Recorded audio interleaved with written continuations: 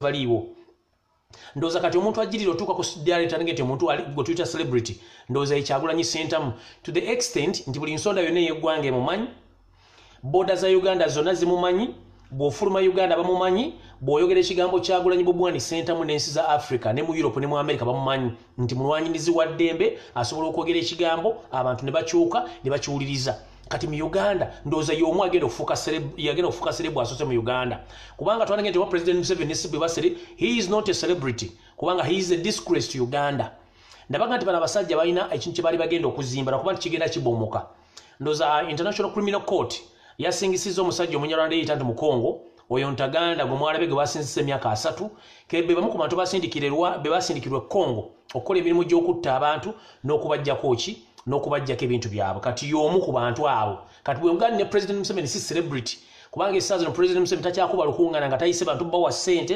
abamu bajja mu bagaba kifuba n'okuba takyasobola kukolera ggwanga lyabwe kati otakyali celebu twogera ku celebu asobola okuyimira n'agamba no bantu bange temukola kino oba tukole kino essaazi no bwe ngenda n'entula mu celebrity betulina mu Uganda Kyagulanyi asobola okugamba abantu bale tubeere bantu babuvunaanyizibwa tetukola fujjo abantu ne bakiwuliriza njagala ombulirayo omuntu omu Uganda akyasobola okukola ekintu ekyo tebamubuuliriza kabeere muyimbi kabeere muzannyo wa katemba kabeere ani teri okujjako Kyagulanyi kati yagenda mu sale Twitter oba omuntu gwe Twitter celebrity omuntu gwe Twitter celebrity ye muntu asobola okuba nti oba Uganda egenda mu butabanguko n'avaayo ku national TV oba n'avaayo ku social media n'agamba ne banna Uganda ensi yaffe tetugeza kukola kintu kino ndowooza kati aliyo mu Kyagulanyi Center mu abasigadde bonna buli gwe mulaba wali ku social media bakola ki they are no longer celebrities bantu nga ffe just tubatyako butinti balina sente ne tebalina kye balina okitegeera so bino ebintu bye tukola byonna ebintu bakola byonna bizabuzza ggwanga mabega so tulina okumakinga sure nti omwami Kyagulanyi Center mu wonna waali twongera omulabirako ebyokulabirako bye tumulabirako kubanga kennyini akyusizza abantu akyusizza endabika ye akyusizza endowooza y'Abannayuganda gye baali batadde mu kasefulya nga bagizinzeeko bulungi nnyo nga bagamba nti ki Uganda si yammwe temuna kye musobola kukola ne balyoka bakola ki ne balyoka bakola ki ne balyoka just a minute please mumpe mu dakiika emu seconds emu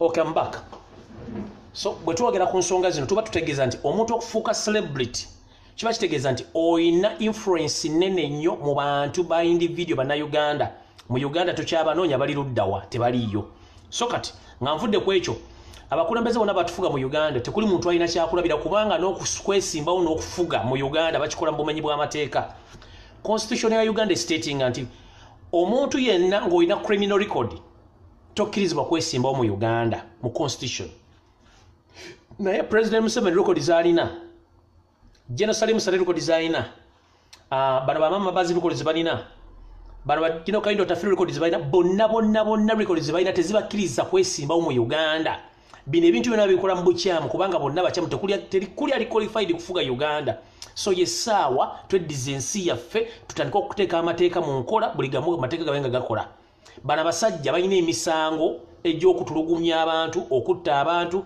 okuwamba abantu n'okutwala ebintu byabwe yensonga lwaki mulaba essaawa zino nti buli muntu yali abaliraanye ateegera bamugjawo ne baagala basigaze abasiru yensonga lwaki nti abasiru bangi nnyo bakozesa omu gavumenti ya Museveni n'okuba nti beefula kye batali nja kugenda maaso condemninga TV stations radio stations mu Uganda nti muvudde mu kuyamba Bannayuganda kati mutandise banyi kabonyisi tosobola kungamba essaawa zino nti Bannayuganda basafaringa temusobola genda ku ground kufuna information na kumanya birowoozo by'abantu kiki bawulira eri ensi yaabwe ne mutandika okuleeta emiyaayu ababbi abatembe muleta ku TV ku hostinga bagenda kukolako ki nemba wa time kyokka abantu abalina ensonga eziri sounding nemba ma time okuba nti basobola okujja ne boogerako eri eggwanga temulaba nti ekintu kino kya busiru nnyo whereby nti katolwaliro ndabe BBS telefinance mayegenda kuyita sipapa muyite ku TV agenda kwogera ki era agenda kwogera ki ku national issues okujonga namwe mugamba nti muli under the government arm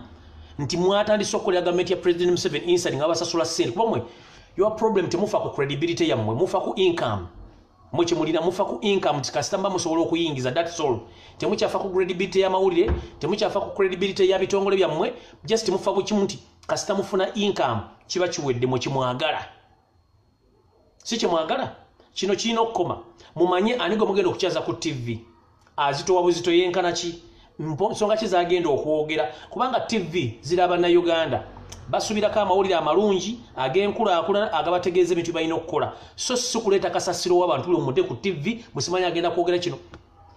In fact credibility ya TV ne radio stations mu Uganda egenda efiira ddala. One, ba program directors bali money minded, ba presenters bennyini bafu to the extent presenter asobola okujja nga ayambadde bubi ebintu bya presenting nga tebitegerekeka balekanira ku TV tebakyali kyakulabirako nti abantu basobola okugamba abantu nti kino tukikola oba kino tekikikola.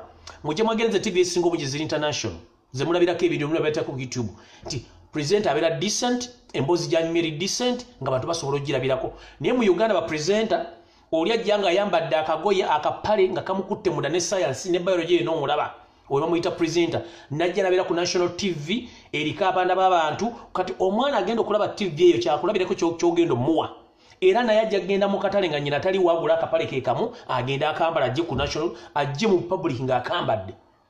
So bino ebintu tulina okukyusa ebintu bino ku budde bukyali mbawulidde ba presenter ba Uganda ngeri gye okujja konoza abaami bakyalina enso y'okwambala naye abakazi ku national TV oli najja nga mabeera gatadde gonna agapise galinga gataddemu ebbomba gali ku ngulu bwe gati azze gateeka ku display ebyo ku national televisions tebikkirizibwa kubanga gwe kyolaga omwana ali ku TV oba omuvubuka yena ali ku TV naye aba agenda kipractice nga kino kijjidde ku TV kitegeeza nange maaso asobola okukikola kati mpisa ze mbamusiga. Ku national televisions tebalagirako sayidi ya byabufuzi mu Uganda wokkawo okisanga nga radio stations zibaakinga n'abantu ba government than abantu abawa amagezi government nga balifalinga kubeera ne government okusinga olw'okuba nti babasuubiza bwe mutakola programs zetwagala oba kusindikira abantu bubaka license zamwe tugenda zisazaamu kati yembeera gye tuli mu Uganda ti buli muntu asobola okuba nga akola ekintu according to the force bemuteereddwa ku government. Mukitegedde atuuka gobo sharinga atuuka sharinga mukitegedde bulungi kati yembeera gye tuli mu Uganda nti buli kimu kiri vice versa abatukulembera batufuga bintu bya kisiru abantu benyi betulolezaamu tibagenda kubeera abantu ba mugaso nabo bebeera siru kali ngenze ku real program yatuleese ekyo njagadde mu kitegeere njagadde ngende ku program yennyini owemmemme ntono ndowooza ojja kugira weeyongerayo ojja kudda oluvannyuma ajjukira nali mbasuubiza omwami ono omanyi ekizibu kye tulina mu Uganda nti bwe tuba tugenda towards okulonda wabeera ebintu bingi ebyapeninga nga temumanyi naye mu Uganda kino ekintu kibadde kibeerangawo nga President Museveni bw'atuuka mu period y'okulonda akyukira ddala kati essaawa zino abantu ababadde bateekanga ssente mu President Museveni all along bwe badde bamuwanga ssente okugenda mu kulonda ne in return bayingiza ebintu nga tebasasudde musolo babba amataka g'abantu batta abantu nga temumanyi muntu najja n'afa nga mugagga temumanyi lwaki yafudde olw'okuba nti abamusse b'amaanyi tebasobola kwogerwako. Okitegera kati njala bagamba nti ebintu bino tulina okubibalaga nti abantu abali mu system ba untouchables mu Uganda balina omukolo gw'amaanyi nnyo mu gavumenti ya President Museveni nti ajja kujja kubbeka ettaka oba kutwaleko emmotoka oba kutwaleko ekintu kyonna atwala ennyumba nga tana kyagenda kukola ki kyagenda kubanga agenda kukola ki kugamba kati njagala kukwata nina programs 2 zengenda okukola ku mwami ono bamwita Kirumira Godfrey then tujja kukola program endala olunaku olw'enkya bwe nansujju ayina amatuwuliriza bulungi ngenze maaso. Ugandans have got full dose of semi-illiterate Godfrey Kirumira Kaule, also known to be the chairman of Kwagana Group. Forgery scandals has more than overdoses of evidence involving more 13 victims, 7 out of whom they have killed. Kino kibaddamu owandika ekiwandiiko kino agamba nti abantu abasinga obungi bannayuganda temutegeera musajja ono ali wakati w'okumanya n'okutegeera gwe bayita Godfrey Kirumira Kalule omumanyi gwemumanyi nga chairman wa Kwagana Group nti musajja mufere abeera nnyo mu bintu by'okufera abeera nnyo mu bintu by'okubba onagamba nti akuleetedde obujulizi obw'abantu 13 n'abo 7 abattiddwa naye nga battiddwa mu ngeri y'okuba nti basobola kufuna bwenkanya olw'okuba nti abantu bano balina omukolo mu gavumenti nti bateeka ssente President Museveni ng'agenda okulonda n'okuba nga basobola okuba nga bawubiza ovinga ssente z'abannayuganda zibba nga bagenda mu maaso. Ngenze ku muntu abasookako ali connected n'omwami oyo. Major General Eric Kayanja. He is a conduit in connecting to kill machine while some Kutesa, Audrey Kulaboga and Frank Tumwebaze provided him immunity to even stamp the heads of the individuals in rich less class. No need to wonder those scandals have never appeared anywhere in any government publication. Reason for clear evidence. Katwana bakugamba nti abantu aba bakolagana abantu bano mu deals okubanga bawiza obujulizi ng'emisango gye tusobola kujja mu kooti wadde okuba ku police bali munda mu government era bakola bano bakugamba nti omwami General Eric Kayanja yomu Eric Kayanja asamu Kutesa Audrey Lwabogo asamu Kutesa mumanyi ono suspect 1505 then Audrey Lwabogo mumanyi ono omusajja atunda bana Uganda e Bulaya mwanga g'Abawarabu n'atunda ebibumba byabwe n'atunda ensigo ng'abatuttemu bateka mu Frank Tumwebaze be bantu abakwasaganya fayiro z'abagagga basinga obungi mu Kampala in case nga bassa omuntu bafeza omuntu emisango gitasobola kujja mu public okitegeera abo be bantu bakozesa ngenze maaso. Uganda is breeding because the rich and the powerful are the ones fighting to their teeth to grab from poor. And vulnerably, it's unfortunate that Godfrey Chirumira is passing on his vice to the once innocent children turned devil pounds. Katona bagambye nti Uganda ebreeding omusayi mungi nnyo eri abantu abagagga abayita ab'amaanyi abagezaako nnyo okulwana okulaba nti bafuna okujja ebintu ku bantu abagagga bo ne batandika okwegaggawaza nga tebanaye bakoze eki tiri bakutte ku mukono ngenze. Today, Chirumira is working with the senior government officials grabbing properties from both government and weak elite individuals owners. Those including Frank Tumwebaze, Sam Kutesa, Kahindo Tafire, David Bahati, Andrew Mwenda, Joel Kamuntu, and Luwabo Godion, and others.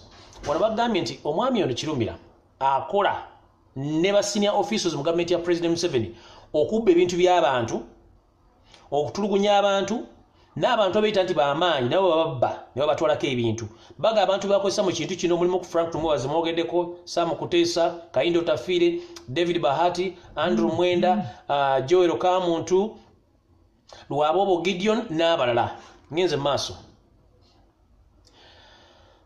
To expose all those profits, Chirumira has done more presented to the court. Currently, the lawyers and the judge are under critical warnings and death threats from Chirumira. Those are Mawulire nti abalamuzi abasinga obungi mu Kampala bwe bamuleta fayiro y'omusango ng'erimu amanya Godfrey Chirumira walayi ne bamuwabidde ng'olina bujulizi bwe kitosobola kukwatagana Chirumira mu musango n'omuwangula. Kubanga already government bayigina mukono gwabwe buli kimu basobole kikola nga beyambisa obuyinza obwaba bwa President Museveni okubba n'okusanya wana Uganda n'ebintu byabwe ngenze maaso. Below are the evidence attached in which docs Tibayingana a 35 property worth billions are being claimed by Chirumira and his family. Wanabagambye nti wansi we wali obujulizi obugattiddwako obujulizi obuwera nti ebitundu 35 ku bitundu 35 ebyobugagga by'abantu ebijjo ebibalirwamu obumbiro mu bwansimbi byatwalibwa oba ne bibanga bikira emingo omukyala omwami Chirumira yeefuula nti ebintu bibye ng'abijje ku famire z'abantu. Omwami oyo y'omu agezaako nnyo okulaba nti afuna empapula okukyusakyusa ebintu by'abantu obbiza mu mannya ge ngenze mu maaso. This goon Chirumira bosses on his money lending business to grab anonymous properties is calling upon all people whose properties have been grabbed by his family to raise their alarm to us. At the back of his mind, Chirumira hopes to give tight chase out to compete the properties Miguel Sudiru Paleria dream fetched. Kati wano bagamba nti omwami ono mukola ebintu bino byonna agezaako okuba nti ali mu kuvuganya ne Sudiru Paleria okuba nti bagezaako okuba nti bavuganya mu kuba nti balina ebyobugagga mu Kampala okuba nti Kampala nebagala mutwala abantu babiri. Mukina akola atya? Ye ali mu business y'okuwola ensimbi bebana abasajja bali mu mpembaata onzirize ente okitegala gwoleeta embaata naye mu return olina kuzza nte kati mu business ezimu zaalimu jjukira nti bano abasajja bakuwola ssente bazisamirirako baziteekako ebizimu byabwe tosobola kugenda ssente zikulamu kyamagezi ogenda kufeiringa property bagitwale ngenze maaso. The current if pursuit is here to share with you the court proceedings and judge for yourself. This goon has started threatening the judge with death threats just as he done. In such threats, Drugs by Ngana, the judgment is going to come from Ugandans, and here is the question: does Chilumira Godfrey bleed? Manobakubuza ni Chilumira Godfrey bavamo musai. If it does, they deal with him. If he does not bleed, being that he is a man of steel, let him go and grab. Kati wano bakubuuza nti ye Chilumira asobola okuvaamu musaayi oba si kyekyo nti kale mudiringe naye mwe balowooza nti muntu mwangu nnyo. Kati tugenda mu maaso twagala balaba nti abantu bwe bagezezzaako okuggyako ebintu byabwe n'okuba nti babayisizza bubi. Tugenda mu maaso.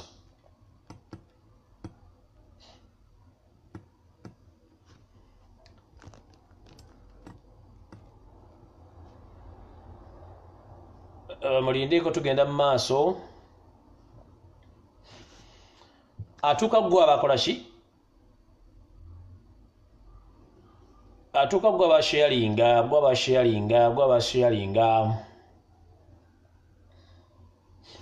Wale bagamba among the Chilumira's victims is Albert Baguma Abwoli, who was killed in Fort Portal to take a 783 hectares of land, and Kajumba Justin Amooti, killed in Hoima to acquire 812 acres of land.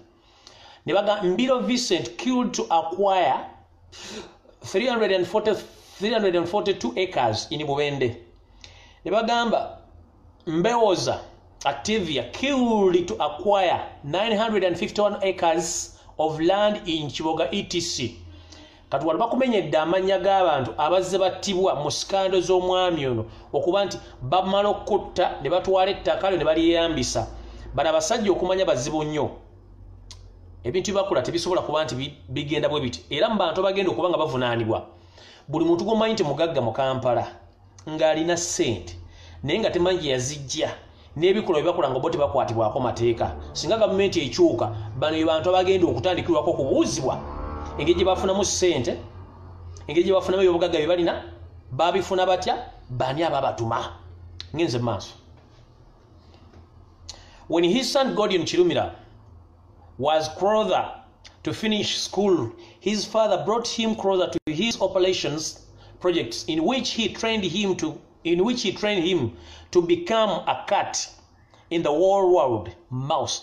Gideon, who studied with the late Nsanga as children, was always welcome inside Nsanga's home. Within a short walk of time, Nsanga's wife was close to Gideon and his father, Godfrey Chilumira.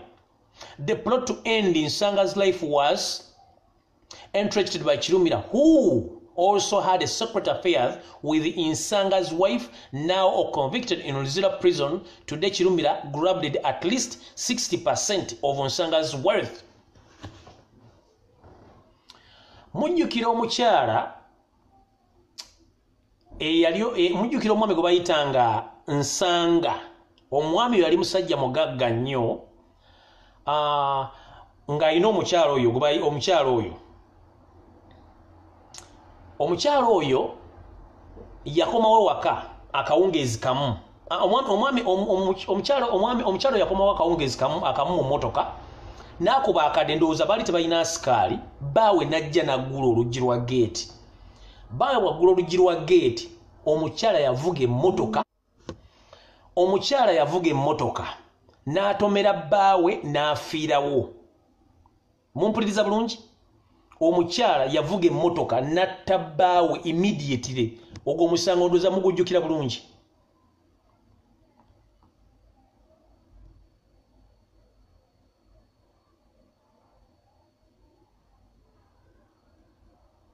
mugujjukira bulungi. Kati bakugamba nti omukyalo oyo bw'amala okutomera bbawe n'amutta, ddiiru eno bagamba nti yali mu Kirumira. Muwulira bulungi, baga ddiiru eno yali mu Kirumira. Olw'ensonga nti Kirumira mutabani we wamala okusoma yasomanga n'abaana ba booyo omwami.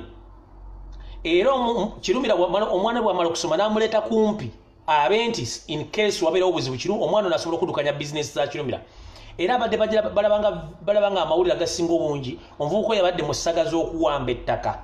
Mwali mulabyeko omuvubuka oyo era afaanana Kirumira bulungi nnyo, amatama, embeera n'obulamu bwa bulijjo afaana kitaawe. So omwami oyo oba omuvubuka oyo Kirumira amukozesa kati yalina okudda in case Kirumira avaawo omuvubuka oyo yagenda okuddambya obugagga bya Kirumira. Ne kati wano bagamba nti Kirumira yali mu lukolo okutta omwami oyo nga bakozesa omukyalo ono. Era baga nti omwami ono Kirumira alina akakwate kaba nti ayinza okuba nti akozesa omukyalo mu bikolo bye, yali akozesa omukyalo mu bikolo by'omukwano ne beefuulira omusajja oli ne bamutomera n'afa, omukyala n'asigala mu by'obugagga. Ne kati bagamba omukyala baamusalira ali luzira. Ne bagamba ebitundu 6 ku buli 100 by'omugagga oyo nsanga Kirumira yabiinamu era yabikola ki? Yabyejovaniramu. Naye omukyala ali mu kkomera, omwami yafa dda ali mu ttaka. Ngenze mu maaso. Another incident is when Kasiwukira was murdered by Kirumira, but the late wife Nabikolo was flamed via circumstantial evidence. Kasiwukira's burial with Kasiwukira's blow with Kirumira started when the informer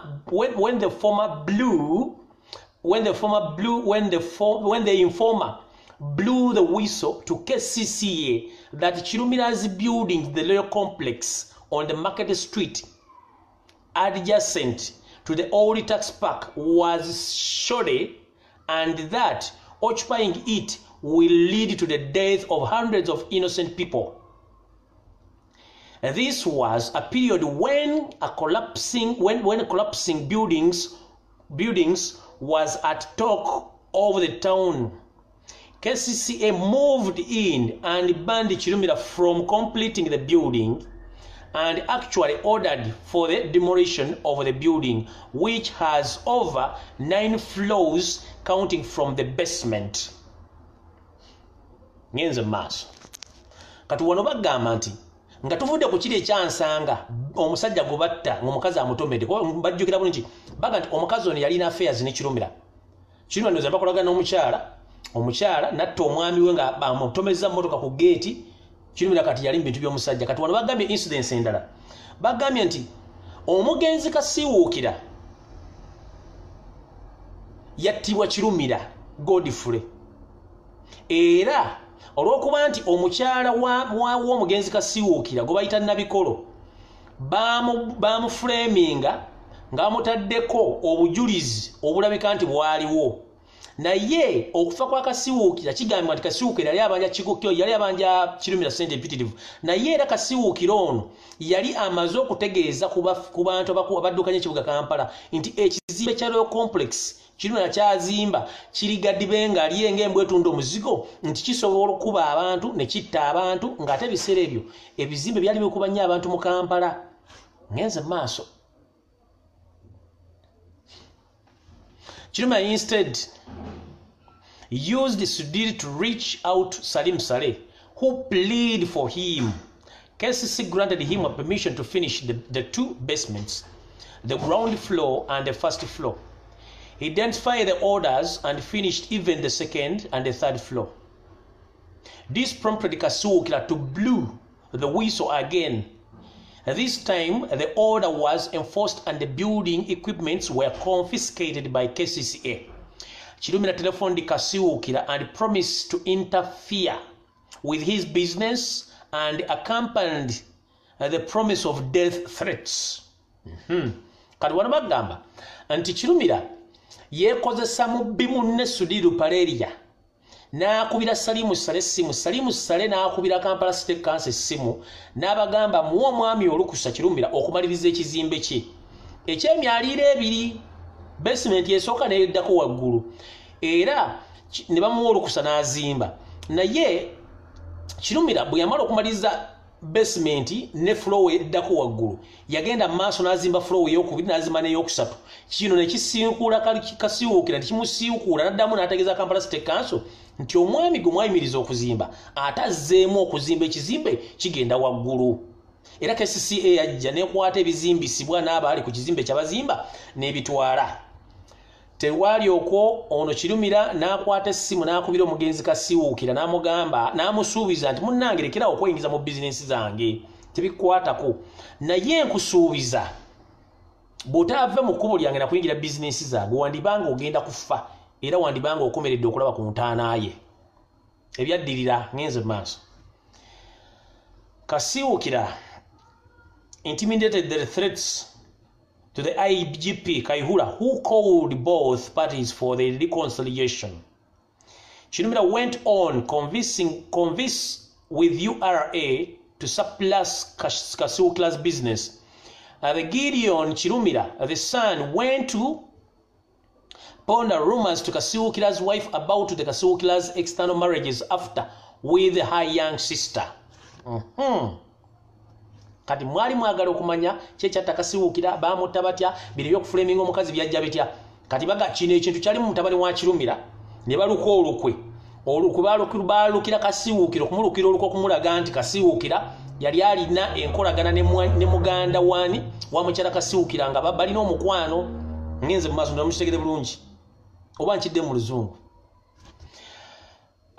nkidde mu luzungu baga nti Kasiwuukira yagenda mu maaso eby'okumutiisatiisa n'abivaako bw'abivaako n'agezaako okwogerako naye yali ssenkulu wa poliisi mu biseera ebyo kale Kayihura n'akwata olukomo lw'essimu n'akubira abantu abo babiri Kirumira n'omugenzi Kasiwuukira kati ye Kasiwuukira ekyava mu meeting tekyamusanyusa ekyava mu meeting Kirumira tekyamusanyusa Kirumira n'agenda mu URA n'abuulira abasajja ba URA n'aba influencinga okulinnyisa emisolo ku bintu by'omugenzi Kasiwuukira by'alina ne byayingiza mu ggwanga. Kino tekyamalira Kirumira n'ateeka mu mutabani we mu bintu bino gwe bayita Gideon. Omufubuka ono n'agenda n'atandika okutambuza eŋŋambo ng'agamba nti mukyala wa Kasiwuukira era nti mukyala wa Kasiwuukira alina omuntu omulala gw'ayagala wabweru w'obufumbo bwa Kirumira. Era n'atabulamu n'ekinatanga nti muganda wa mukyala wa Kirumira yalina enkolagana ne bba wa sisita we era kyovula nti ebintu bino bakwatira mukazi wa Kasiwuukira ne sisita we bamukwata ngenze mu maaso Nabikola's sister later became so close to Kirumira, with whom a love affair ensued. Kirumira manipulated her and she started to steal business documents from Kasiwuukira. Much emphasis was put on land titles. Several titles were acquired. 3 for the land in Moyenga, others land in Ndeba and Najanankumbi. 4 titles for land in Akrite, Bwebajja, 2 in Lobowa Estate and the other 2 in Katabi on Entebbe Road. Kirumira forged sale agreement between him and Kasiwuukira without Kasiwuukira's knowledge. Mumpulira bulungi bagamba nti wano muganda wa mukyala w'omugenzi Kasiwuukira yafuna enkolagana y'amaanyi ennyo n'omugagga Godfrey Kirumira ne batuuka n'okuba nti baagatta obuli ne beewuba ebiwojjolo ne kireetera Kirumira okuba nti yayingira mu bwongo omukyalo ono n'amukyusa n'atateka n'omutuma okuleeta ebintu byamulamu we batandika okukola ki batandika okubba ebintu by'omugenzi Kasiwuukira okuli empapula ezikwatagana n'ebyokusuubula okuli ebyapa by'amataka okuli eby'emuyenga okuli eby'omundeeba Najjanankumbi mu Akrite ebwebajja n'ebyerubowa estate n'ebyekatabi ku Entebbe Road. Kirumira n'amala ofuna ebintu bino n'akola endagaano eraga nti Kasiwuukira yamuguza ebintu bino byonna. Mumpulira bulungi nti omugenzi Kasiwuukira yaguza Kirumira ebintu byonna. Okitegera kati Kasiwuukira nga ye ebintu bino entertainment byali bikoze eki byali bibaddewo ngenze mu maaso. Kirumira contacted Kaborogero, who mobilized 2 other men to track Kasiwukira and his trio, took advantage of his earlier morning load work exercise. Bakugambye nti Kirumira Godfrey omufere omugagga omukampala yakwatagana n'abantu babiri omba muyita Moses Kabogere eyagezaako okumobilizinga abantu abala babiri abasajja babiri ne batandika okulondoola okulinnya Kagere omugenzi Kasiwukira nga obatwala akatuge batwala bageza okunoonyereza Kasiwukira engeri gyakola emirimu gye ne bamanya nti Kasiwukira ono akeera ku makya n'adduka so ne batwala omukisa guno okumanya nti batracking omwami ono okuba nti bamanyi nti ku makya akeera n'akola road work exercise era webakozesa kakisaako. This is how UG shillings 150 millions ended in life of the billionaire, and currently Kirumira took over the said properties mentioned above with forged agreements. Bakugambye nti yene engeri obukadde 15 gye bwakomekkerezaamu obulamu bw'omusajja omugagga Fugge era obukadde 15 bwakozesebwa mu ddiiru eno okutta omugenzi oyo. Kirumira yabufunamu okuba nti eby'obugagga byonna bye twogeddeko waggulu yabikolera empapula ez'ekiyaaye era n'azitwala. The Kasiwukira's wife tried to challenge the authorities of the agreement or the authenticies of the agreement. In more, the husband murder case allegation pounded on her head and shoulders. She is now powerless. Bakugambye nti Kasiwukira bagambye nti omukyala Kasiwukira yagezaako nnyo okugezaako okuwakanya obwannannyini n'endagaano ezaakolebwa okutwala ebyobugagga bya bbaawe era ne bamusaako n'emisango gy'okuba nti yatta bbaawe. Omukyala ono we yaggweramu amaanyi yagezaako okuba nti akozesa ebibegabega n'amaanyi g'ekikyala naye yamalwamu amaanyi era ebintu by'omusajja omusajja Kirumira yakyabirina. Ngenze mu maaso. After acknowledge of this, Ephraim Ntaganda and Sudilu Pareria started to distance themselves from Kirumira. Kirumira started to shift to BC. Ndoze kintu kino ekya BC mu kimanyi nti Kirumira byatandika okukola fojjale ye abantu bangi batandika omuddukako ng'omugagga Ephraim Kamuntu Sudilu Pareria ne batandika omuddukako ne batandika omwegobako. Then baga Kirumira yatandika okweriraanya gavumenti ya President Museveni bana abasajja abatuusi nga baagalako okuba nti atambula nabo n'okuba nti bamuwa security okumuprotectinga. He then became the conduit for the government officials to steal money from the government, including ministerials of energy works, Bank of Uganda, the Minister of Finance, URA and KCCA, Health and Education. Bagambye nti Kirumira amala okwegatta ku gavumenti ya Museveni okuba nga batandise okumukolagana amaze okuva ku bagagga banne ayingidde gavumenti okuba nti ayagalayo obukuumi n'okuba nti bamuwa amaanyi ag'okukola ebintu bino. Yatandika okukozesebwa emirimu gy'okuba nti babba ssente okuva mu ministries ng'eminisitule y'obugagga mu minisitule ey'amasannyalaze, minisitule y'enguudo, mu Bank of Uganda, mu minisitule y'ebyenfuna, n'agenda mu kitongole kisolooza omusolo, n'agenda mu KCCA, ne bagenda ne mu minisitule y'ebyobulamu ne minisitule y'ebyenjigiriza, yonna nga ssente zibbibwayo. Ono omwami yaba atambuza ssente ezo. Several thieves used him to steal funds from the government. His business empire survived on forgery, and the family followership has expanded included his wife's son Kirumira and daughter Narule. Bagambye nti ono omwami yeegattibwako ebibinja by'ababbi oba yeeyongerako ebibinja by'ababbi okuba nti babba ssente okuva mu gavumenti ogezaako okutambuza bizinesi z'okuba nti zisurvivinga okutuuka olunaku lwaleero. Akozeseza ebiwandiiko eby'ekiyaaye ng'abikozesa okuba nti babikosa ne famire n'abamugoberera okwongera okugaziya bizinesi ze ng'omutwaliddemu ne mukazi we ne mutabani we ne muwala we gwe bayita Nalule. Abaali balabyeko mu ssaga z'amataka nga Kirumira mwali mulimu omuvubuka oyo Kirumira mutabani wa Kirumira gwe bayita Kalule, mulimu ne muwala we gwe bayita Nalule. Abaana abo nabo si bangu, balina omutima ng'ogwa kitaabwe. Ngenze mu maaso.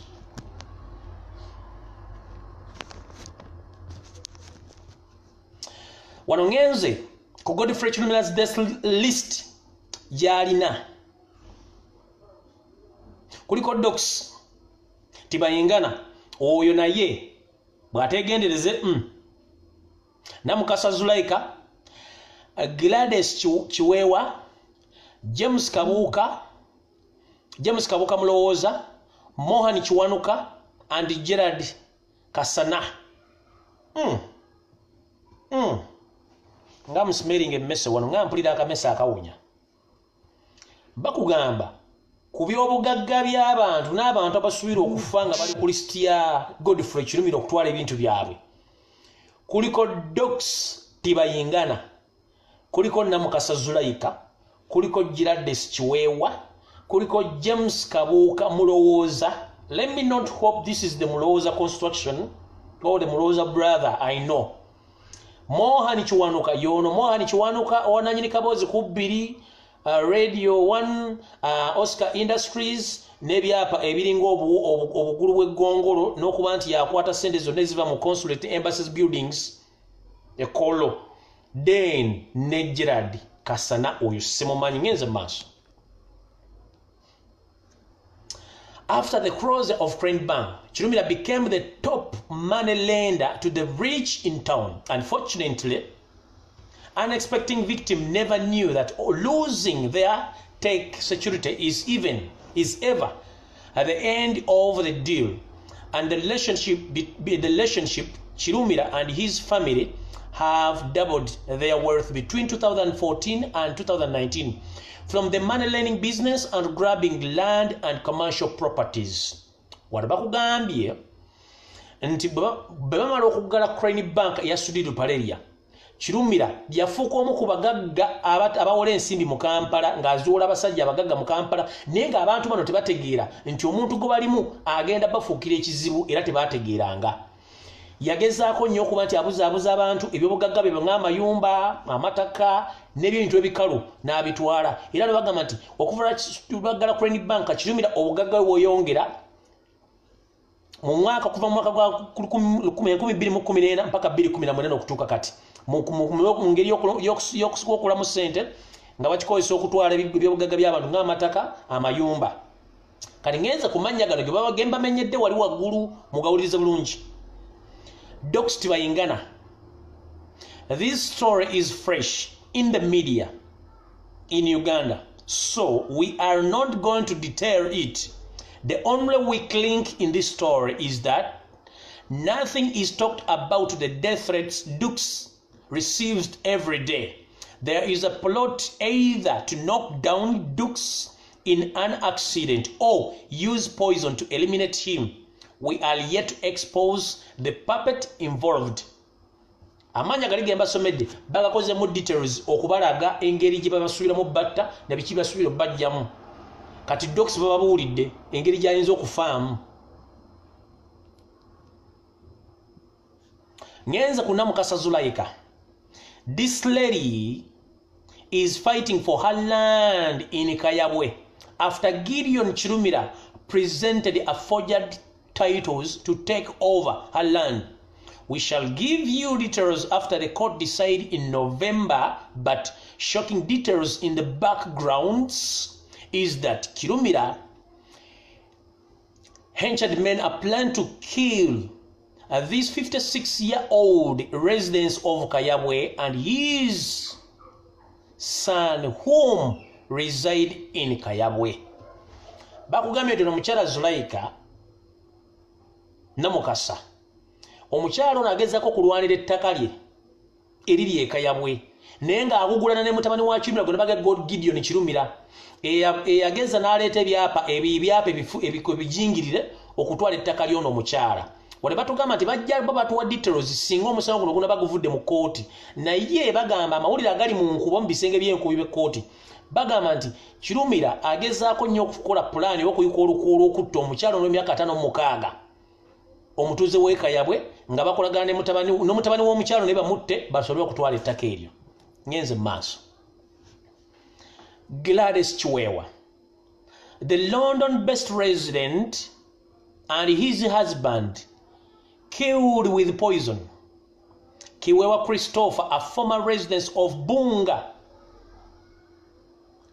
Kalungu Road was killed in with poison. This came after Gideon Kirumira, the loan provider, through his father, gave Kiwewa a loan amounting to 1.5 billion Ugandan shillings in November 2017. He provided the Kirumira 3 titles, one of Bangalore in Bunga, and two titles for the two titles for the 2 commercial buildings, one in Kitintale and the other in Luzira, each with 4 floors. Wano bagambye nti omukyalo no Gladys Chwewa omutuuze wa Bungereza ne bbaawe battibwa n'obutwa. Omwami ono Kiwuwa Christopher bagamba nti omwami ono yali mutuuze bw'ebbunga Kalungu Road, yattibwa n'obutwa. Kino kyaddirira omuvubuka ono Kirumira Gideon eyawola omwami ono ssente, yawola ssente ezo naye nga obuyinza yabujja ku kitaawe Kirumira Godfrey yabumuwa okuwola omwami yo ssente ezaalizibwamu akawumbi kamu n'ekitundu mu mwezi ogw'E11 mu mwaka 2017. Omwami ono bwe yali yawola ssente zino, omwami ono yawa Kirumira ebyapa 3. Ekyapa ekimu kyaliko ennyumba gye bayita Bangalu, mwena muzimanyi eri Bunga, n'ebyapa ebirala 2 nga biriko ebizimbe oba commercial buildings, ebizimbe ebisobola okufuniramu eminsimbi nga biri mu town. Ekimuli kiri Kitintale, ekirala kiri Luzira, ng'ebizimbe bino kigamba nti biriko emyaliro 4 ebyo bya lugenda. Ngenda mu maaso.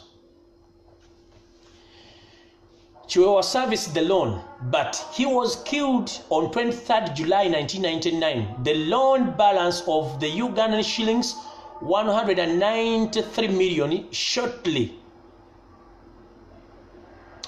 Bagamba nti omwami Chiwewa ono yagezaako okusasula ebbanja lino, naye yattibwa oluvannyuma ng'ennaku z'omwezi 23 omwezi ogw'omusanvu omwaka 2019 guno gwe twogereramu, nga wali wasigadde ebbanja lya bukadde 193. Ne bagamba wayitawo akaseera ng'omwene bamaze omuziika, then bagamba shortly after the burial of Chiwewa, Kirumira family went ahead and forged the sale agreement of the 3 properties. The wife of the deceased, Gladys Chiwewa, learned of this information when her tenants from Luzira and Kitintale were being evicted and the management office closed by court bailiffs. Wale bakugamba nti nga bamaze okuziika omwami ono Chiwewa, bakugamba nti Kirumira ne famire ye bagenda mu maaso ne bafoojinga ebiwandiike by'ekiyaaye nga baguze ebintu ebyo okubitwala. Omukyala w'omugenzi yagezaako okumanya, mukyala w'omugenzi gwe bayita Gladys Chiwewa yamanya, yafuna information eno okuva mu bapangisa be abeeruzira ne Kitintale, ne bamugamba nti batujjako wano ku bizimbe, era ne office yereddukanya ebizimbe bwe basasuliranga rent office yaggalwa ba court bailiffs oba bawanyondo. Ngenze maaso. On 23rd of September 2019, when Gladys returned from London to rescue her late husband's property, Kirumira presented a forged sale agreement to her, in which she notes that her late husband's signature on them was forged. Ng'ennaku z'omwezi 3 omwezi ogw'omwenda omwaka 2019 wetwogereramu, omukyalo ono yava e Bungereza najja okugezaako okugobera ebintu bya bbaawe Kirumira bye yali atwegala okutwala, naye omukyalo ono agamba nti Kirumira yajja n'empapula eziraga nti ebintu bino omwami yabimuguza.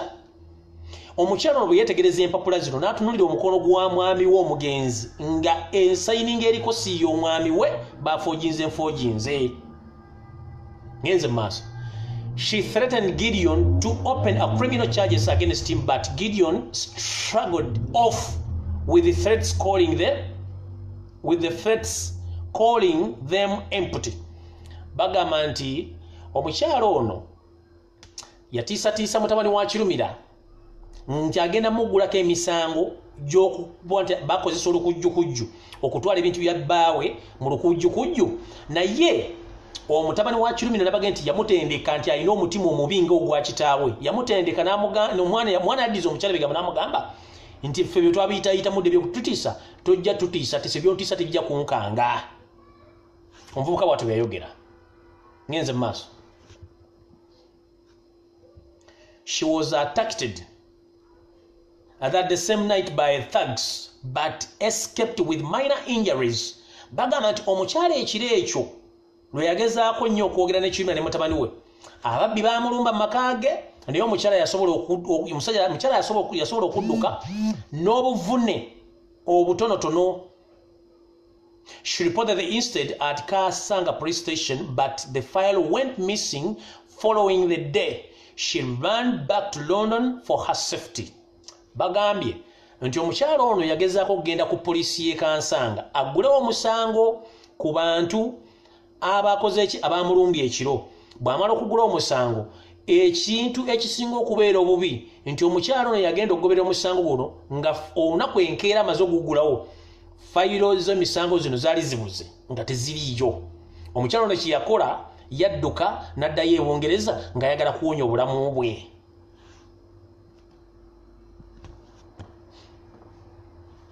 All attempts to return to Uganda have been encountered with the constant death threats and she has missed all her court sittings ever since. All her lawyers have been compromised and her son and daughter ran to Nairobi after escaping several death traps.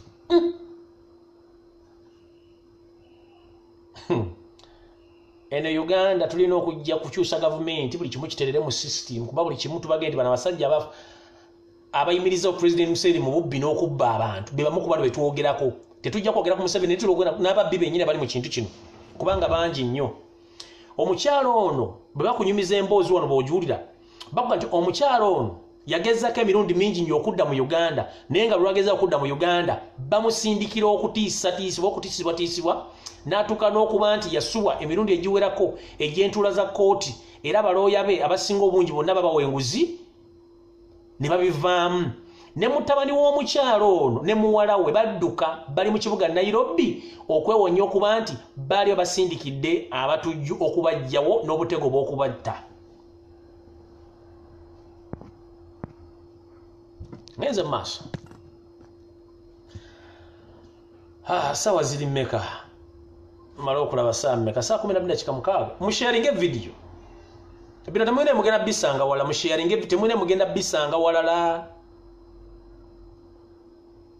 bali batusibyeko President Museveni temwine mugenda bisanga wala mugana okusharinga it's up to you. Ngenze maaso omwamba muyita James Kibuuka mulowooza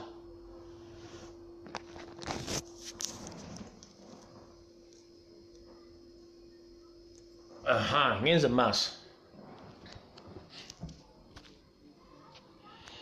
James Kibuuka mulowooza a business mogul sold land in Namwambula to the Minister of Energy and some of over 30 billion Ugandan shillings in the mafia.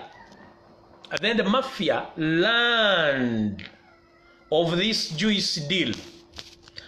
Kati yono omwami ekigendo Musa. Ono omwami ekigendo Musa anti omwami ono yatunda ettaka lye Namwambula yaluguza Minister of Energy ku nsimbi ezibaliramu obuwumbi 30. Ne bagamba nti bamafia baafuna okumanyisibwako olw'omulimu guno okutunda ettaka lino naye diiru eno the mafia learned of the Jewish deal and it intimidated Kirumira Godfrey, who went ahead to forge the similar land title to claim the ownership of the same land through his son Kirumira Gideon. This battle has lasted for a cruiser of 2 years and out of court. Bakugambye nti Kirumira bw'amala okumanya ku ebbeeyi y'ettaka lino n'engeri gye lyalitundibwamu ne ssente zaalimu ye muntu y'omu yagenda n'afojalinga ebyapa bamalufajiringa ebyapa n'ayagala minisitule emuwe ssente ezo omusango ne gugenda mu kooti musango guno gumaze emyaka 2 mu kooti gujja na kugenda mu kooti nebaga mu ddebwe muteese kati yensi gye tulimu oyo naye ali awo nenga simuloza kamera yange munda bulungi no kamera gye nakozesezza ndala esera bulungi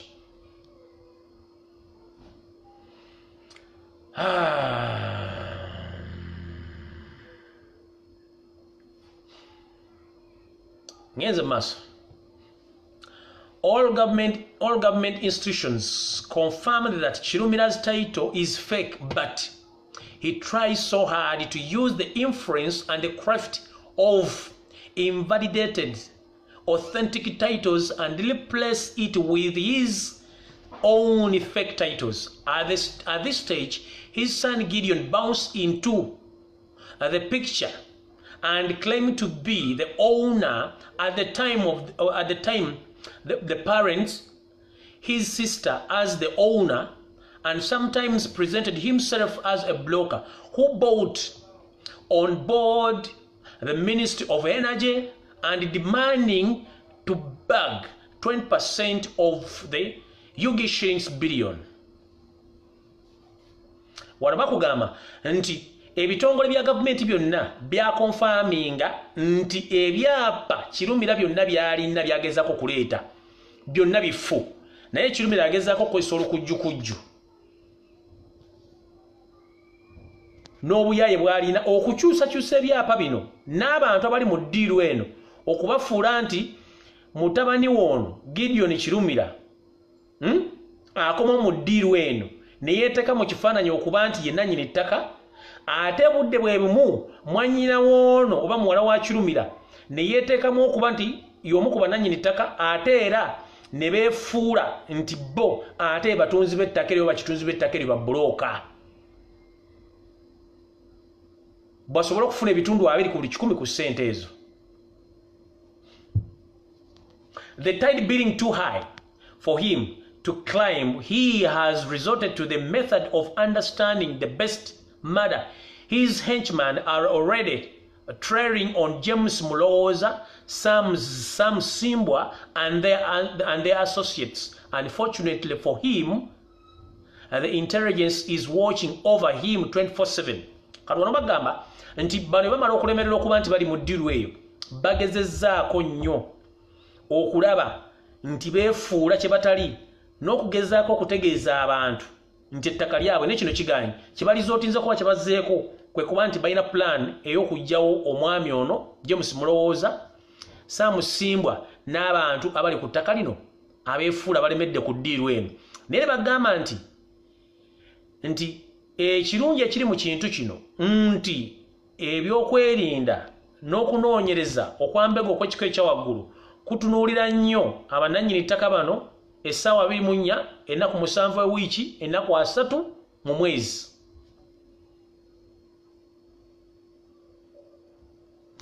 Mukyandaba bannange kati ngenza ku Mohan Kiwanuka. You are all aware of the ongoing battle between Mohan and his stepson Jovan Sebuliba over properties. The enforcer behind Jovan is Godfrey Kirumira, who is also eyeing several properties. 4 located in Kololo on Akibwa Road, Prince Charles Drive, respectively, and 3 others, 1 in Namuongo, 2 in Bugolobi, alongside Mulwana Road. Jovan acquired loans on behalf of Mohan, taking titles to Godfrey Kirumira without Mohan's acknowledgement. However, or whatever, the confusion initial as the debit looks similar, illiterate in Kirumira's, or look illiterate is Kirumira. Katwana bakuga nti omuvubuka ono claiming ebintu by'omwami ono kuba nti mwana wa mwami ono yeewola ssente ng'azeeweze ku Kirumira. Bagezeeko okuba nti afuna ssente okukolako ebintu bino. Ssente zino yazijja wa Kirumira So Kirumira nasingibwa ebintu emu ng'ennyumba eziri e Kollo kwa Kibwa Road, Prince Charles Drive, n'endala ndowooza nga ziri Namuwongo wepona obugoloobi ku Murwana Rain. Bagamba nti Ojovia yafuna loan yafuna loan ku lwakitaawe Mohan Kiwanuka. Era n'atwala ebyapa bino n'abiwa Godfrey Kirumira nga baga nti mwami Kiwanuka yali tamanyi. Ne bagamba nti kyonna ekibuzaabuza omwami ono amabanja go gamuli mbulago. So ani ne Kirumira ono byatategeera baga nti wano nti the same illiterate Kirumira, he is the one. Kati baga nti wano nti endowooza ya Kirumira bayamunguba nnyo mu system eno y'okwagala okuba nti afira kuba n'ebintu byafira tamanyi nnyini byo. Kati ate wana akola ensobi kubanga ate afira ebintu bya Museveni byateresa Mohan Kiwanuka. Kati awo simanyi oba bino anaabiwona.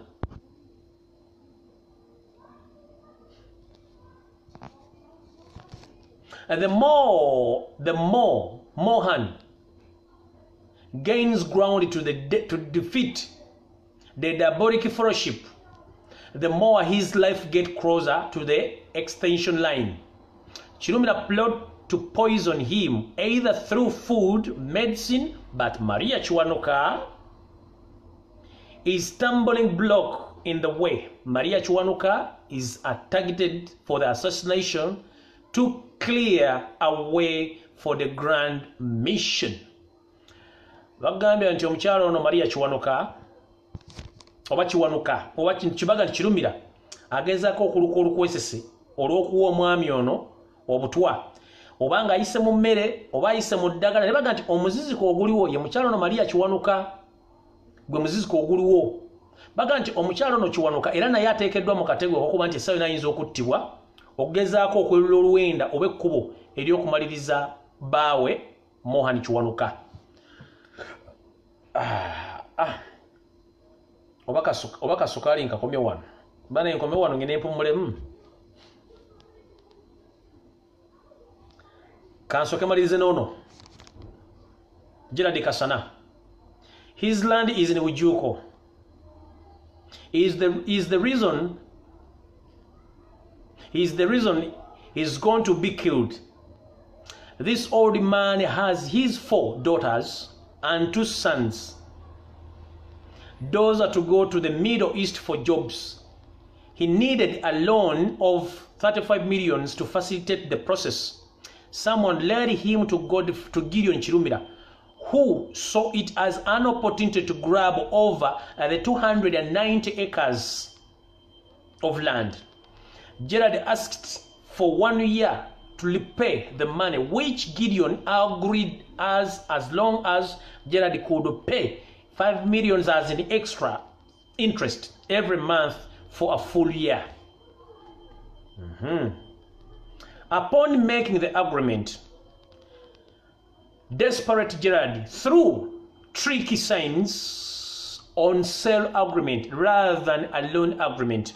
After 1 month, Gerald called Gideon to pay the first installment of the loan with 5 million Ugandan shillings, but he turned down the offer, claiming that he was not demanding him any penny.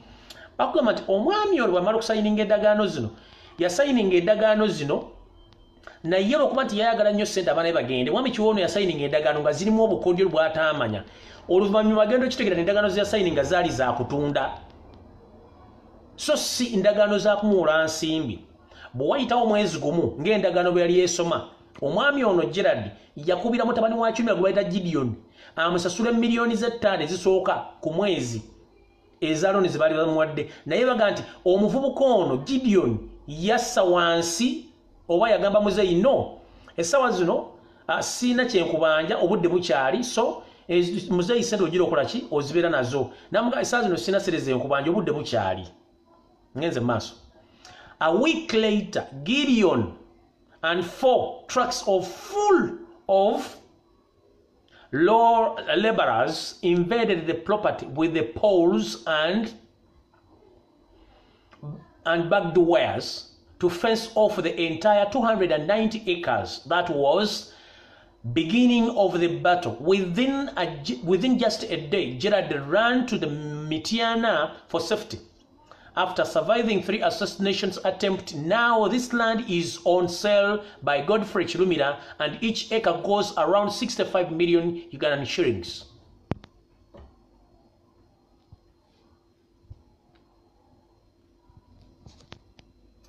Bakugambye nti omwami ono bamala mukubira essimu okukima miliyoni ze5 buli mwezi.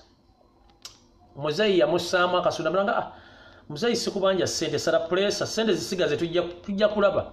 Waita wiiki emu mutabani wa Chilumira Gudioni yajja n'emmotoka nnya nga zijjuddeko abakozi ne balumba amaka g'omwami ono n'emiti n'obutimba ne bazingako eka z'omusajja 209 ez'ettaka.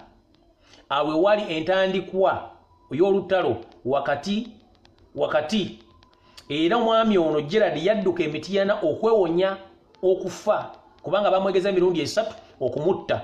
Bakugamba kati wetwogerera kasaazi wetulira empengere omwami ono Godfrey Chilumira ne mutabani we ettaka lino balitunda naye nga buli eka bagitunda obukadde 65 obwa Uganda.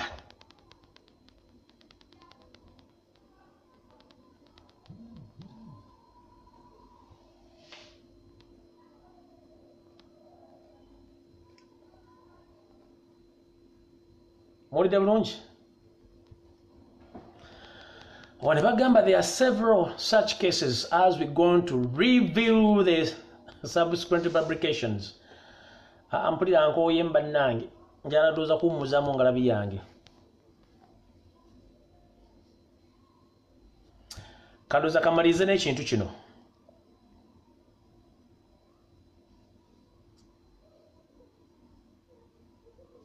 We intimidated you of the 550 recruits in SFC for taking training.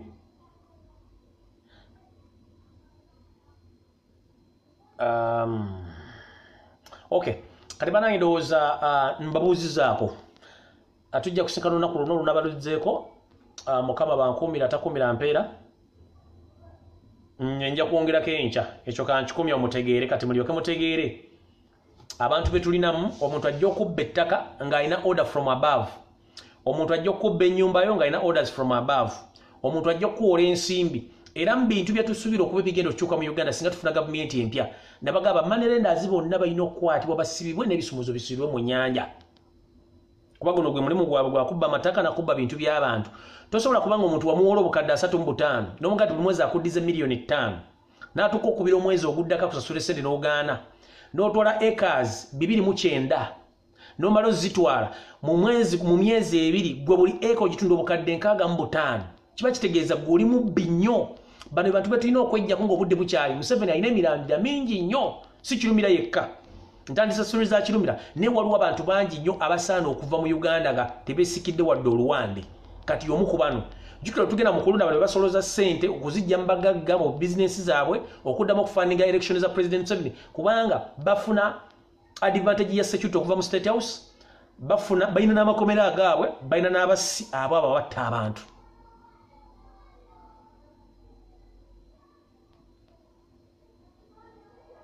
Mwikitegedde bulungi. Eyakatuuka bannange n'onsonyiwa otuuse bugenze. Ne video ejja kubaayo ku YouTube olunaku lw'enkya if possible oba nnyinyizo gisuzaayo mujiwulirize bulungi. Ne mutegera abantu betudiringa naye ate ono omu ku bo abala bangi nnyo. Kale bane Mukama akuwankumira takumira mpeera. Ayagala okulaba video eno baga togitabye osobola okugenda ku mukutu gwange ogwa YouTube no subscribinga oguliko Lumbuye Fred ku YouTube kweguli. Information yona kweri mugitambuze mugisaasaanye. Mukama bankumira takumira mpeera mweraba.